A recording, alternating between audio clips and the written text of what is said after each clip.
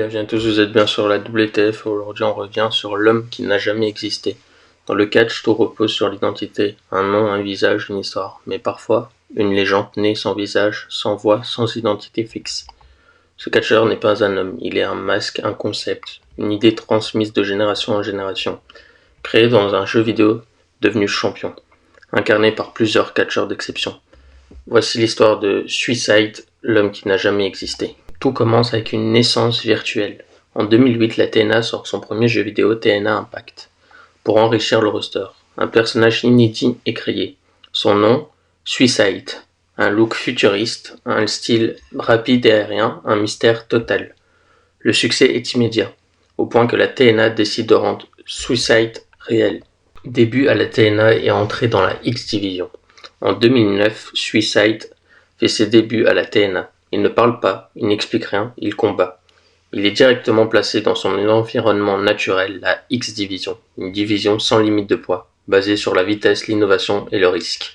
Il devient champion X-Division.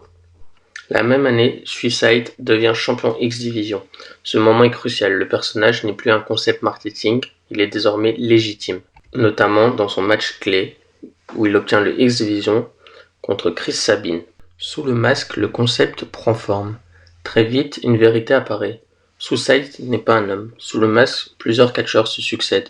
Il est incarné par Frankie Kazarian, le Suicide original fluide et explosif. Il est aussi incarné par Christopher Daniels, plus pour le côté méthodique et plus pour l'expérimentarité. Suicide est une dimension mondiale. En 2011, le masque voyage et passe entre des mains entendues, notamment par Okada, bien avant de devenir une légende mondiale, ou Akira Hain, influence japonaise marquée. Suicide devient un outil international, un symbole adaptable. Avec le temps, Suicide disparaît, mais le masque survit. Un nouveau personnage apparaît, Manic, principalement incarné par DJ Perkins. Manic reprend le masque, la vitesse, le silence. Il est l'héritier direct de Suicide. Il y aura des matchs notables contre Austin Harris et Chris Sabin. De 2014 à 2016, nous avons un Suicide technique. Suicide revient rarement mais différemment. Sous le masque, on retrouve Jonathan Gresham, un Suicide plus technique, plus cérébral. Il a des matchs contre DJ Z et Trevor Lee. De 2017 à 2019, nous avons la transmission.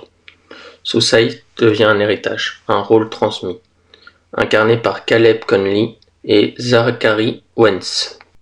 Des matchs contre Rich Swann ou le match X-Division Multiman, ils ont été Suicide, les hommes derrière le masque. Ils ont été nombreux à porter ce masque, que ce soit Frankie Kazarian, Christopher Daniels, Okada, Akira Hain, DJ Perkins, Jonathan Gresham, Caleb Conley, Zachary Wentz. Mais Suicide n'a jamais appartenu à aucun d'eux. Manic est de retour de 2019 à 2021, sous une autre forme. Toujours incarné par TJ Perkins, il remporte le Impact X-Division Championship. Il montre que le masque est redevenu crédible, Manic est présenté comme un vrai champion et prouve que le concept fonctionne toujours. Manic bleu est de retour. En 2020, Impact introduit une idée unique. Manic fait équipe avec Suicide, deux personnages masqués côte à côte. Qui était le masque de Suicide à ce moment-là? Tout simplement, c'était Caleb Conley. Pourquoi cette équipe représentait le passé et le présent du masque? Suicide, le concept original. Manic, l'évolution moderne. C'était presque symbolique. Mais la fin a lieu, et la chute de Manic a lieu. Manic perd son dernier match contre Rohit Ayu. Il est contraint d'enlever son masque pour dévoiler qui était caché derrière Manic, et c'était TJ Perkins. Voilà, pour conclure avec Suicide, c'était l'homme qui n'a jamais existé. Suicide n'a jamais été un homme, il a été une idée, un symbole de la X-Division, une légende silencieuse. Dans un monde obsédé par l'identité, le mystère a suffi. Voilà, c'est tout pour moi. Si ça t'a plu, n'hésite pas à liker, commenter, surtout t'abonner, et je te dis à la prochaine.